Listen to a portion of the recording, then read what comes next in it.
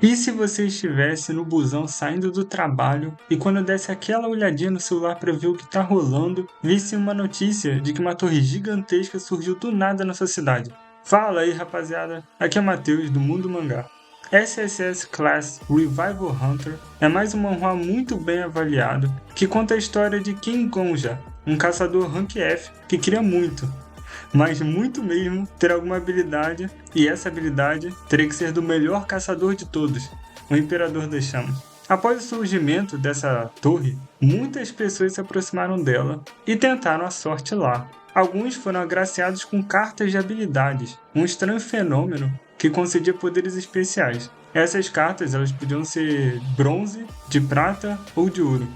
King Gonja invejava absurdamente o Imperador das Chamas. Ele não ligava se o cara era bonzinho ou não. A única coisa que ele queria era ter pelo menos alguma habilidade como a dele. E bom, ele teve tanta inveja do cara que a torre atendeu o seu desejo. Uma habilidade ouro foi dada para o maior invejoso da face da Terra. Ele ganharia uma cópia da habilidade de qualquer um que lhe matasse. Bom, uma coisa eu tenho que dizer. A determinação desse protagonista é coisa de maluco. Não vou dar spoilers aqui, é claro, mas é insanidade total que ele faz. E por isso eu digo, leiam até o capítulo 3. Bom, podemos começar da seguinte forma.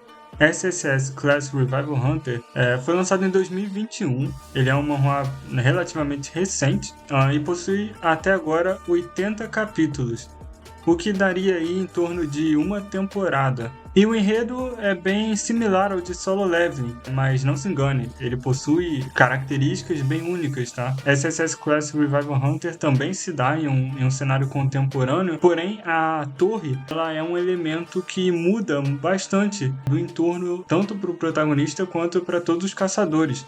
Ela é uma espécie de entidade, porque ela que concede as habilidades àqueles que se mudam para esse lugar, né, onde a torre está. E o contato com o que eles chamam de mundo exterior, que é o resto das outras cidades, é mediado por uma certa guilda. Então, há um sistema de guildas ali também, e que cada guilda possui um líder, e esse líder, né, a personalidade desse líder, geralmente reflete todo o resto da guilda. Então, uma guilda de mercantes, cuja líder é uma excelente mercante, ela vai ser responsável, então, por essa mediação com o resto do mundo.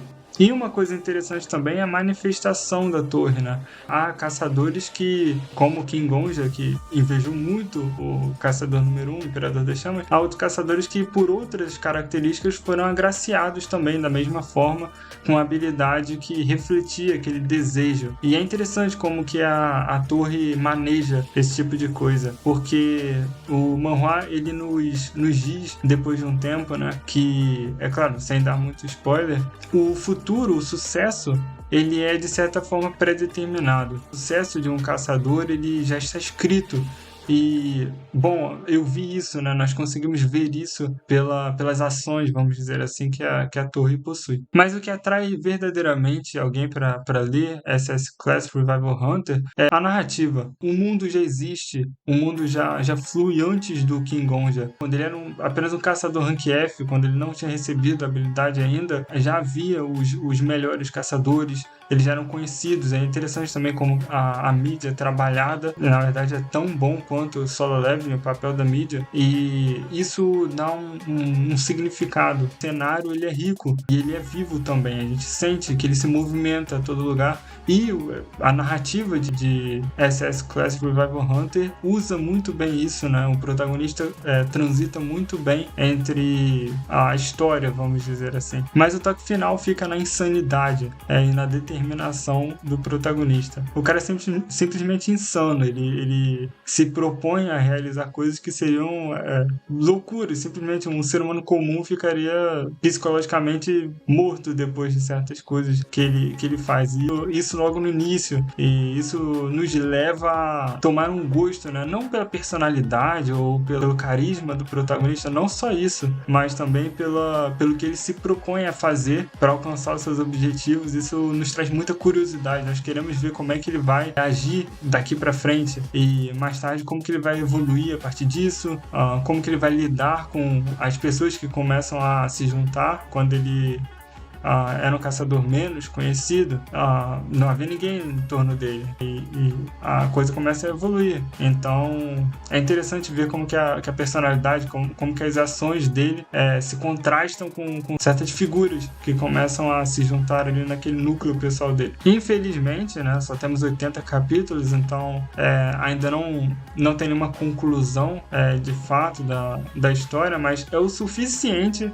para que essa seja uma recomendação, já que a criatividade dos autores para poder unir certos elementos e agregar isso na linha principal do King Gonja é muito interessante. É muito interessante a forma que ele encontra os aliados dele, é muito interessante as circunstâncias no qual ele adquire as habilidades dele. Então, vale muito a pena a leitura aí de pelo menos os 3 capítulos. Tenho certeza que no 3º capítulo você vai querer continuar lendo. É claro, a estética ajuda, os diálogos também não são pesados, não é nada muito massivo, e o fato de ser das páginas serem coloridas também é interessante, né? A coloração é muito bem feita, a estética dos personagens também é muito bem feita, é atrativa, então, de fato, vale a pena. Eu tenho certeza que não será um tempo desperdiçado de forma alguma. Não é à toa a minha segunda recomendação aqui para o canal, porque é um manhwa de muito sucesso,